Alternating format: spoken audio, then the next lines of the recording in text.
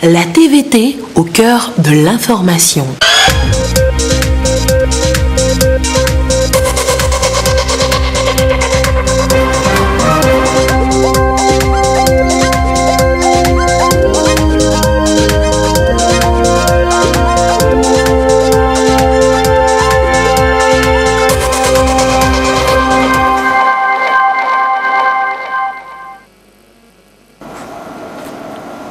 Voici d'abord les titres de ce journal.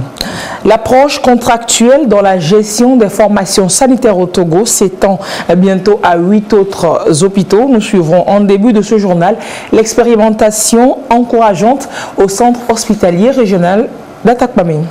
Et puis un clin d'œil à la diaspora togolaise vivant au Gabon. Des talents comme le Togo on connaît excellent bien dans divers domaines là-bas. Au pays d'Ali Bongo, Taratem, envoyé spécial dans le pays, en a rencontré certains.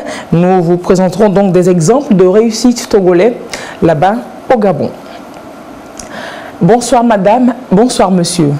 Pour une amélioration du système de santé au Togo, 8 autres hôpitaux seront bientôt sous contractualisation et 5 seront en outre équipés sur le projet. Un projet mis en place avec le concours de la Banque mondiale. Le recrutement des sociétés contratantes est d'ailleurs déjà lancé. Ces 8 structures de santé s'ajouteront à la courte liste des 7 qui expérimentent l'approche depuis déjà quelques mois et où l'on constate des résultats probants. Le centre hospitalier d'Atakpamé, par exemple, est géré de manière contractuelle depuis juin 2017 et la transformation saute aux yeux. Juste en un peu plus de 2 ans de mise en œuvre, ce mécanisme impulsé par le chef de l'État peut se targuer d'acquis qui mérite aujourd'hui sa réplication. Regardez vous-même avec Sylvain Aboudou à Atakpamé. Après la phase expérimentale, l'approche contractuelle initiée par le chef de l'État est depuis 2017 opérationnelle au centre hospitalier d'Atakpamé. En moins de 3 ans de mise en œuvre aujourd'hui, cette approche a favorisé un changement structurel du centre hospitalier régional d'Atakpamé en termes d'aménagement, de gestion et de prestation de services. À travers cette approche, le centre, à en croire les bénéficiaires, se porte nettement mieux aujourd'hui qu'hier. Il y a réellement un changement. Sinon avant, on ne peut même pas se restaurer ici. On était exposé à tout. Mais aujourd'hui, avec la nouvelle réforme que nous saluons tant, l'environnement est assaini et le cadre de vie est amélioré. L'accueil est bon ainsi que la propriété de l'hôpital.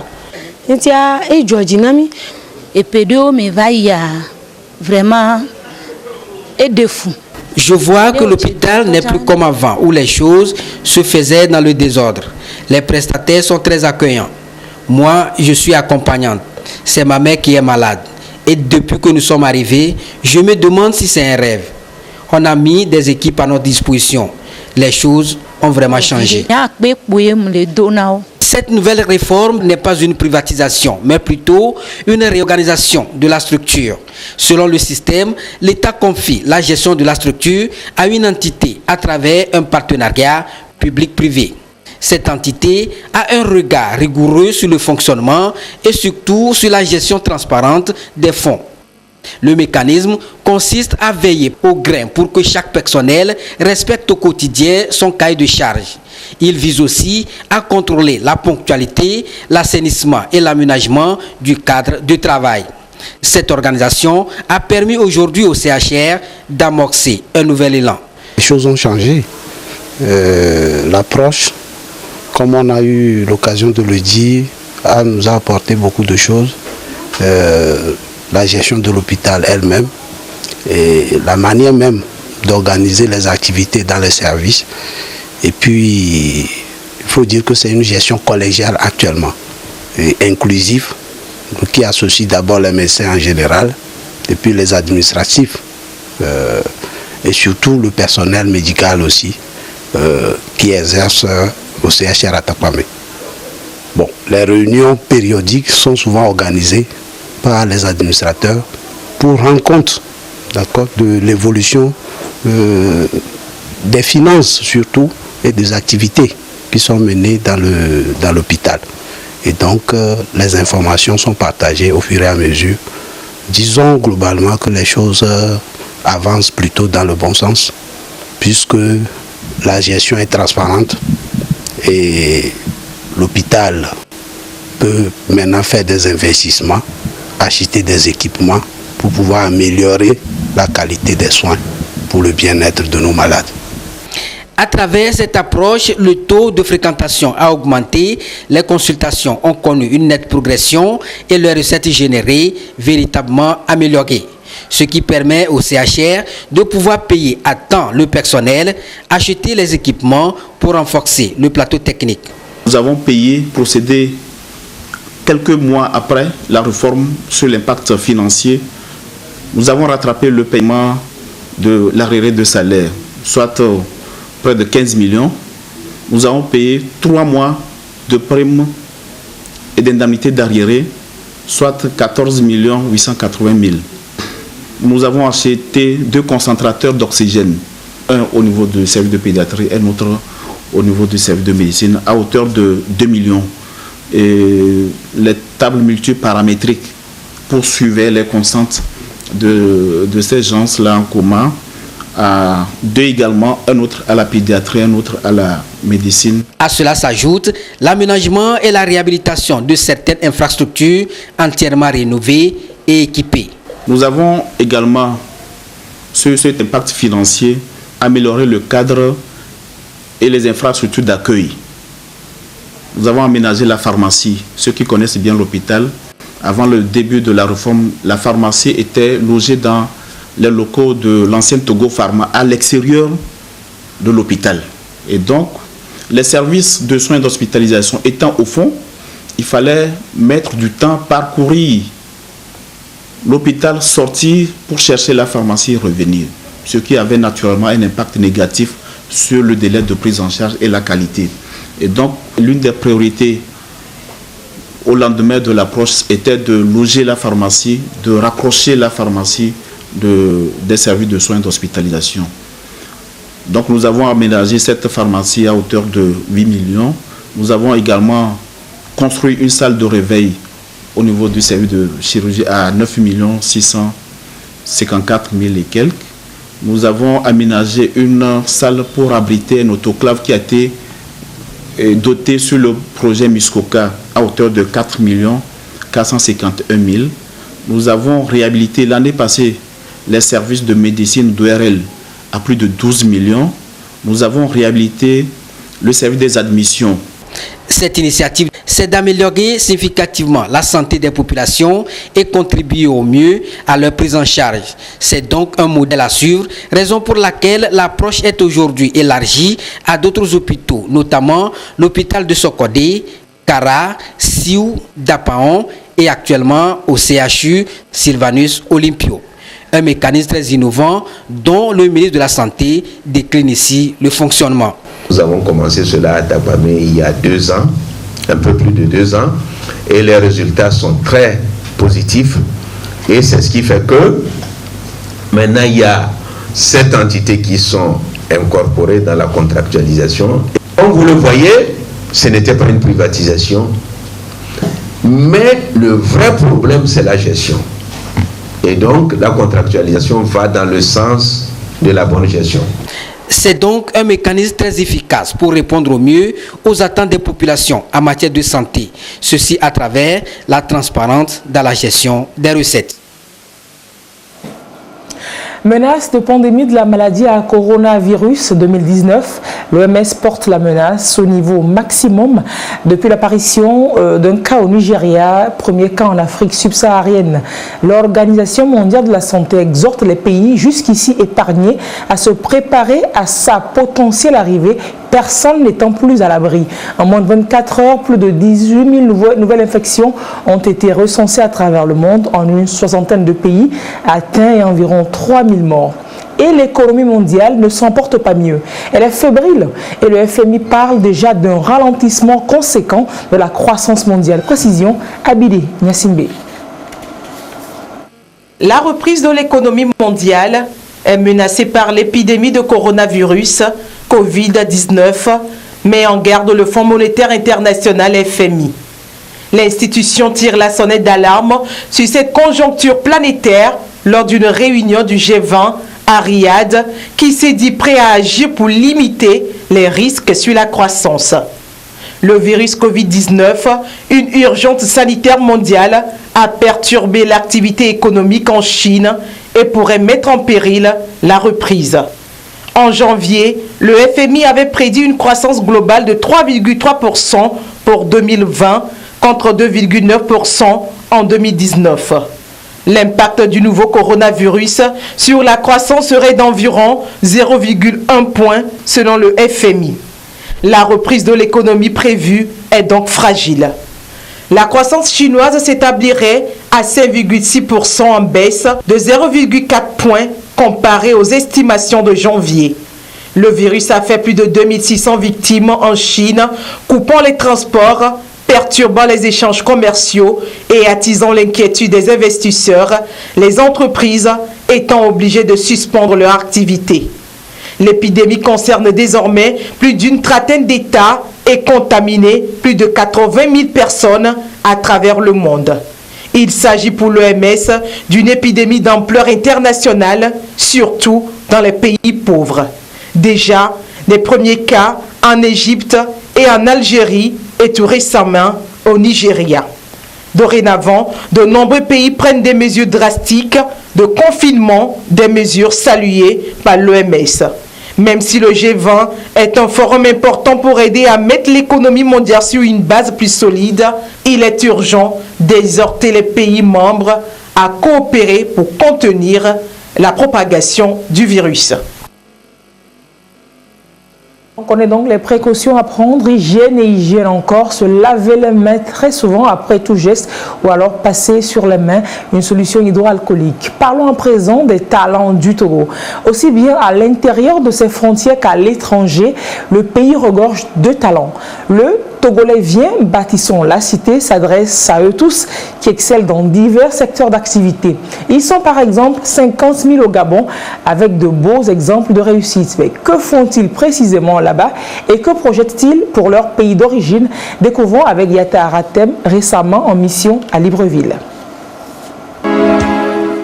Il suffit de survoler le Gabon pour comprendre ce qui forge son identité. L'immense étendue de forêt qui couvre plus de 80% de son territoire. Dans les autres pays du monde, on rencontre des étrangers qui vivent en communauté, comme c'est aussi le cas des Togolais en terre gabonaise. Estimés à environ 50 000, ils exercent dans plusieurs domaines d'activité, entre autres le commerce, l'enseignement, l'industrie et l'artisanat. Hervé est dans le secteur du bois, de la production à l'exposition, en passant par la finition. Ce Togolais résident au Gabon valorise le bois. Son travail lui a valu des contrats avec des institutions et le gouvernement gabonais, des meubles prisés sur le marché local, africain, européen et américain. Cette passion du bois est née du fait que, étant arrivé du Togo, mon pays d'origine, je suis tombé sur le port d'Ovando où il y avait des stocks très importants de bois en souffrance. Je veux dire du bois qui n'était plus destiné à l'exportation, qui était là, qui commençait par pourrir ou se dégrader. Donc l'idée m'est arrivée de commencer la production de palettes. Les palettes, on les utilise dans l'entreposage. À un certain moment, je m'étais rendu compte que réaliser des palettes avec des bois aussi nobles, c'est d'évaluer un peu le bois. J'ai pris le risque d'acheter des machines de menuiserie, de faire un recrutement sur place, de fonder une équipe et de me lancer dans ce travail. Et aujourd'hui, le résultat est là. Sur la place Gabon, nous faisons partie des meilleurs entrepreneurs ou structures travaillant dans la troisième transformation du bois. Aujourd'hui, en termes de production, vu que nous sommes à l'export et que ça demande de la rapidité, de la constance dans la production, nous avons deux équipes. Une équipe de jour composée d'une quarantaine de personnes et une équipe de nuit composée d'une trentaine de personnes. Nous avons signé une convention avec le ministère de l'Éducation nationale gabonais pour la formation des élèves dans la filière transformation de bois, exactement la menuiserie industrielle.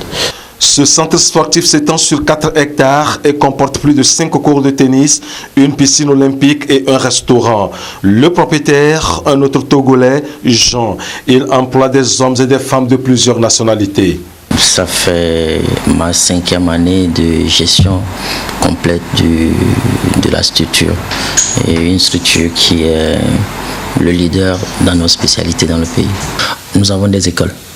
J'ai plusieurs pôles dans plusieurs activités.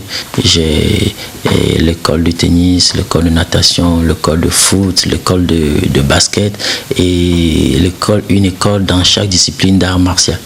Donc je fais de la formation. Moi je peux dire que j'ai cette fierté-là d'être Togolais parce que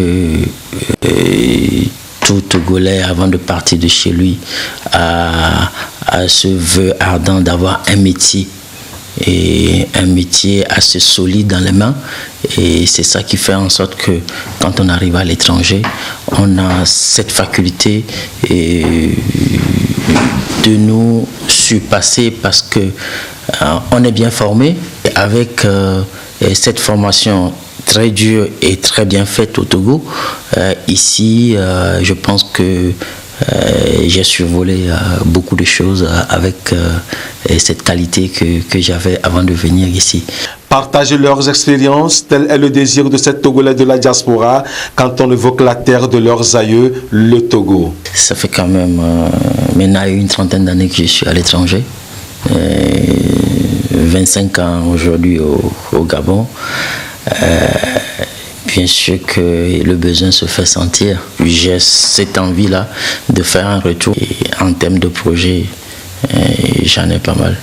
Avec l'expérience que j'ai aujourd'hui, j'aurais bien aimé retourner et mettre ça à la disposition de mes jeunes frères, pourquoi les former et partager le peu que moi aussi je connais.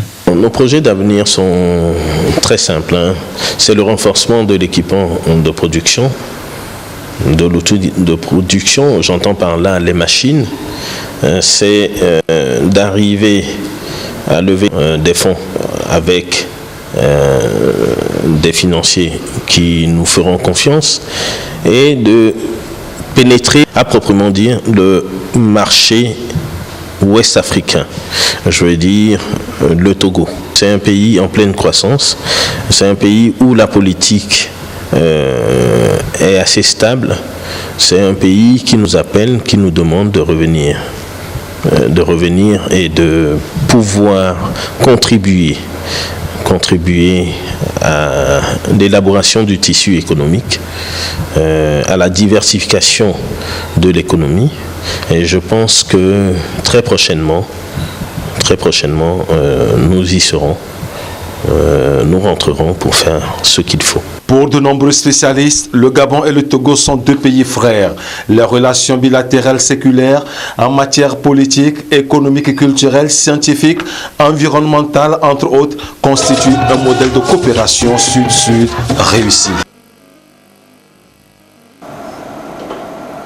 Et nous reparlerons culture, justement, culture togolaise en terre gabonaise en fin d'édition.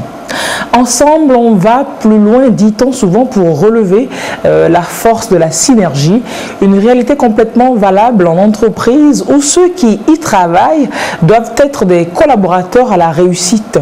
Des collaborateurs aujourd'hui appelés à être de plus en plus créatifs, proactifs. Et quels collaborateurs pour quelles entreprises de demain? Nous vous proposons de suivre ce sujet de Solange Amandé et Sonia Amenipo. Au Togo, selon le constat, les entreprises sont de plus en plus victimes d'une crise de confiance entre les employés et leurs employeurs, mieux leurs collaborateurs. Cependant, le capital humain est la première richesse dont dispose l'entreprise d'après les professionnels du domaine. Dans un climat d'affaires de plus en plus enclin à la compétitivité et à la concurrence, l'investissement dans les ressources humaines devient un impératif. Une entreprise doit être à même d'exploiter le potentiel des hommes qui composent l'entreprise. Et pour pouvoir amener l'homme à donner le meilleur de son potentiel, il faut aujourd'hui un leadership d'entreprise axé sur les principes et les valeurs. il faut que le cadre d'entreprise inspire confiance, que ce soit aux acteurs internes comme aux acteurs externes. L'innovation est le moteur d'avancement des entreprises. Mais qui innove, c'est l'homme. Mais pour que l'homme puisse innover, pour que l'homme puisse créer, il faut le mettre dans certaines conditions. Et la première condition, de notre point de vue aujourd'hui, c'est la confiance. C'est des hommes qui se font confiance, peuvent tous se dire. Et dans une relation de confiance, on crée. Le marché de l'emploi est en perpétuelle mutation et les entreprises ne recherchent plus des employés mais des collaborateurs. Quelles sont alors les qualités d'un collaborateur? De plus en plus, les entreprises exigent certaines compétences qui vont au-delà du technique. Des compétences métiers qui sont ce que nous appelons les soft skills. Les soft skills, c'est ces compétences interhumaines, ces aptitudes qu'a l'employé à pouvoir rapidement apprendre de nouvelles choses, à pouvoir s'adapter, pouvoir travailler en collaboration avec d'autres collaborateurs au sein de l'entreprise. Donc quels collaborateurs pour l'entreprise de demain? Je dis oui, nous allons continuer avec la nouvelle dynamique des compétences techniques qui sont inéluctables au développement des entreprises, mais nous allons ajouter les compétences interhumaines qui sont aujourd'hui fondamentales pour entrer dans l'entreprise et pour évoluer au sein des entreprises. Vous aurez bien être un ingénieur, un docteur en électromécanique, automatisme, mais si vous ne pouvez pas intégrer une société, après la période d'essai, vous allez en sortir. Donc, les critères pour définir un collaborateur aujourd'hui dans le présent, c'est déjà les critères techniques, c'est-à-dire les compétences métiers et la personnalité, les soft skills qui sont les compétences interhumaines. Aujourd'hui, les besoins du marché, les modes de consommation et les rapports d'autorité ont substantiellement évolué. Et l'entreprise de demain devrait être encore plus dynamique qu'hier en améliorant la gestion de ses ressources humaines. Et à l'international, le président mauritanien Mohamed Ould a pris la tête du G5 Sahel lors du sommet de Nouakchott le 25 février dernier. À cette rencontre, les dirigeants de l'organisation ont décidé de donner un nouvel élan à cette force conjointe afin de combattre plus efficacement le terrorisme dans la région. Mais comment cela va-t-il se faire et quels sont les grands défis liés à la lutte contre le terrorisme dans notre sous-région? Élément de réponse, Augustin Kossi. À Nouakchott, les dirigeants des pays sahéliens ont convenu de donner un nouvel élan au G5 Sahel, un nouveau dispositif pour lutter contre la montée en puissance des violences et menaces terroristes dans la région. Une tâche qui incombe désormais au Mauritanien Mohamed Ould Cheikh El Ghazouani, qui succède au Burkinabé Roch Christian Kaboré à la tête de l'organisation sahélienne. Une région qui requiert aujourd'hui plus que jamais une attention accrue des États africains, de la communauté internationale pour enrayer la spirale de la violence. Le nouveau président en exercice du G5 Sahel en est conscient. Pour lui, c'est le prix à payer afin de créer un environnement propice à la paix et à la prospérité, ce qui devra passer d'abord par une prise de conscience collective. L'Union africaine et les organisations régionales, la CEDEAO, l'UEMOA, ont l'impérieux devoir d'apporter un soutien politique et financier au combat du G5 Sahel contre les groupes armés terroristes. On pourra aussi envisager le renforcement de l'effectif de la force conjointe du G5 Sahel dans la zone dite des trois frontières, le Niger, le Mali et le Burkina Faso. Une bande qui subit depuis quelques années la furie des groupes armés, en l'occurrence l'État islamique. Malgré l'annonce d'un plan d'action d'un montant d'$1 milliard de la CEDEAO en septembre dernier, la situation sur le terrain reste précaire et inquiétante. Des attaques djihadistes quasi quotidiennes faisant plus de 400 morts en 2019. L'Union africaine prévoit l'envoi de 3000 hommes pour aider les soldats au Sahel à éradiquer la progression du djihadisme et la dégradation de la sécurité dans la région. Mais cette décision devra encore être examinée avec le G5 Sahel et la CEDEAO puisque la menace progresse et devient plus complexe. Combien de pays fourniront ces troupes et qui financera l'opération? Réussiront-elles là où des milliers de troupes régionales, de soldats français et américains et une force d'intervention des Nations Unies semblent échouer? Dans tout le Sahel, des groupes terroristes et djihadistes sèment à longueur de journée de la terreur. Le vivre ensemble est mis à mal et la paix hypothéquée. Le problème auquel sont confrontés le Niger, le Mali, le Burkina Faso, le Tchad et la Mauritanie n'est pas seulement la présence des groupes armés. Les violences ont entraîné des défis humanitaires et font surgir des conflits intercommunautaires. À cela s'ajoutent les questions liées au développement et au changement climatique. Des écoles fermées, des milliers de déplacés à la recherche d'une stabilité. Le terrorisme au Sahel ne s'apparente-t-il pas à une hydre dont on ne sait par où l'attaquer ni comment l'anéantir? Et quand l'humain continue de se tuer. Autre sujet dans ce journal, pas plus gai. Omar Bi, le Togo ne finira sans doute pas de sitôt de pleurer l'artiste. Comme une symphonie inachevée, son parcours ici-bas s'est arrêté ce 20 février à la grande stupeur de tous. Son style musical embrasse bien de sujets de la vie et embrase vieux et jeunes. Forga Singwe a tweeté à l'annonce de la mauvaise nouvelle pour exprimer sa tristesse pour cette grande perte et ses condoléances à la famille de l'artiste et à la population togolaise. Revisitons ce que celui qu'on appelait affectueusement le King a apporté à la musique de son pays avec Marianne Abeta et Honoré Modjro.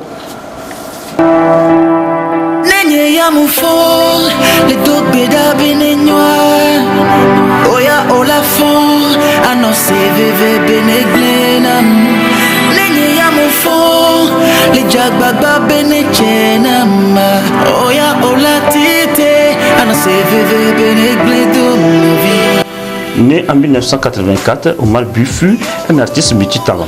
À la fois compositeur, arrangeur, il se consacrait également à la chorégraphie et à la peinture.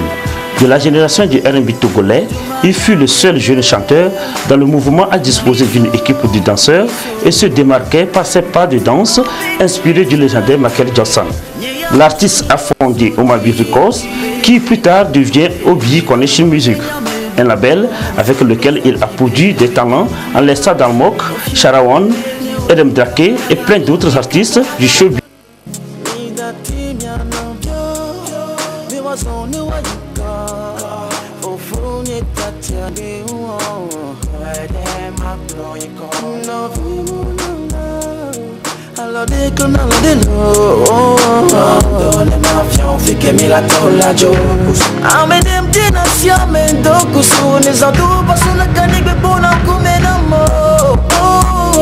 Parmi les hauts faits de sa carrière, Omar Bi, auteur de certains titres sigles et featurings nationaux et internationaux, peut se vanter d'avoir été le premier artiste togolais de sa génération à remplir le palais des congrès de Lomé en 2010 et en 2012. Plus d'une quinzaine de trophées locaux et étrangers dans son parcours.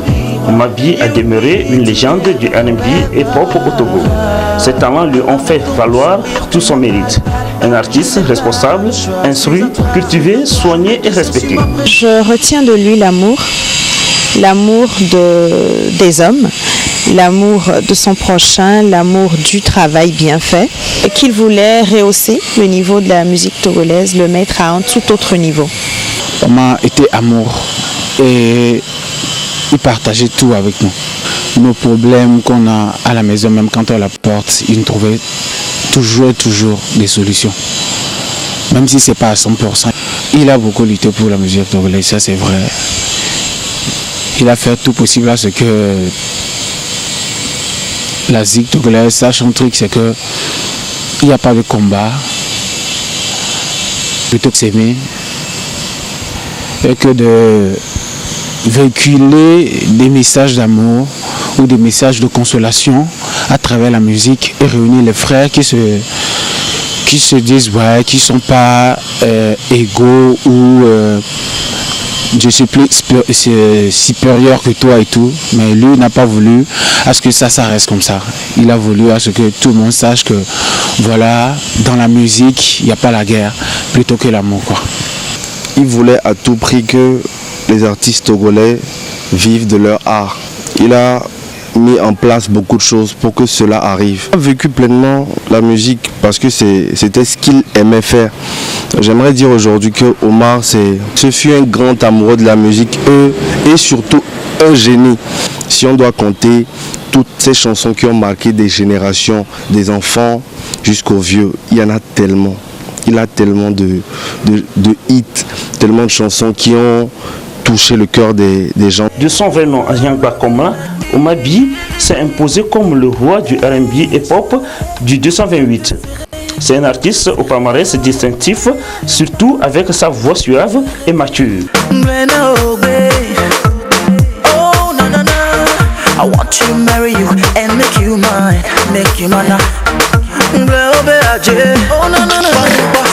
Dans son dernier album Me, Myself and I, dédicacé en 2019, l'artiste résume ces dernières années. Son existence sera gravée dans la musique des années 2010 qui l'a indéniablement fait évoluer à travers ses nombreuses chansons inoubliables. À 36 ans, son surnom du King of R&B restera toujours gravé dans les esprits. Hélas, il s'en est allé si tôt.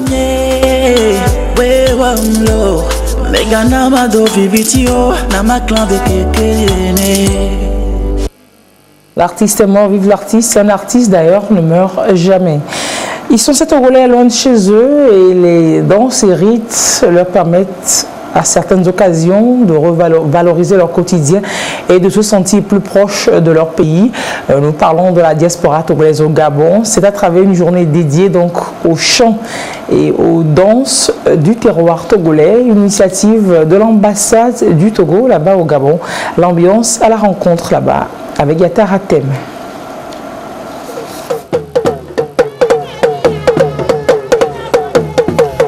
Des pas de danse esquissés au rythme des chants du Togo.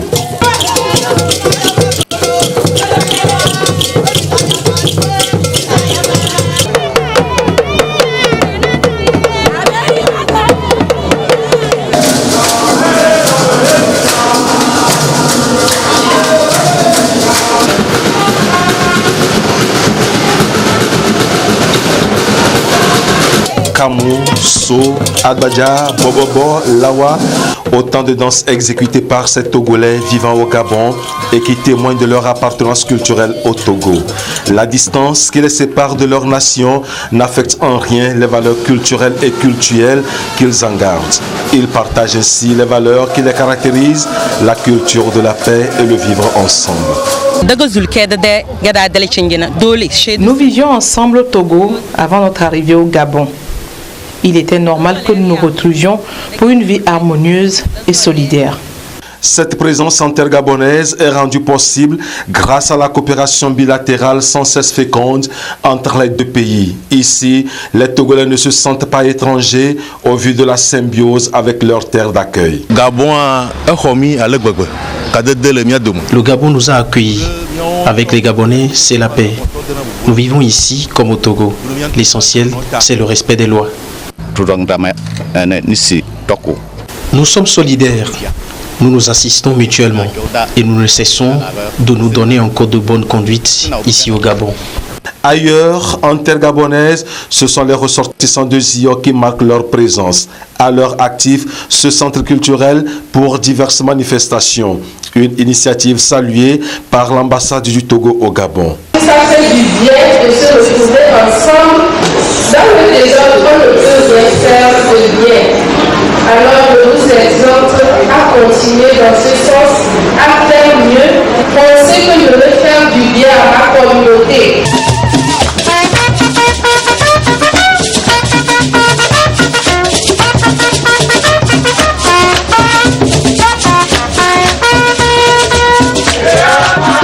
La danse est une pratique culturelle et identitaire au Togo. Elle permet d'exprimer aussi bien la joie, la colère, la tristesse, la gratitude ou rendre hommage.